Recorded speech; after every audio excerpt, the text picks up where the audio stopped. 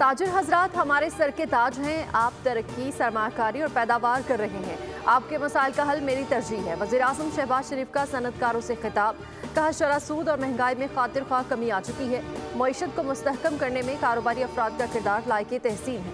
मुल्क के macro economic हालात बतदरीज बेहतर हो रहे हैं। मुल्क में सरमाकारी होगी तो बाहर से भी आएगी।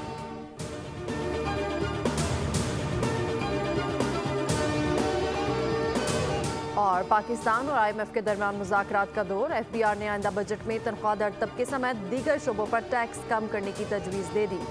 तंबाकू, रियल स्टेट और मशरूबात के शोबे शामिल। हुकाम ने IMF को बताया कि रिटेल समेत मुख्तलिफ शोबों से 250 अरब रुपये टैक्स वसूली का हदफ पूरा करने के लिए ताजिर दो स्कीम और कंप्लायंस रिस्क मैनेजमेंट समेत इंतजामी इक़दामात से टैक्स जमा होगा।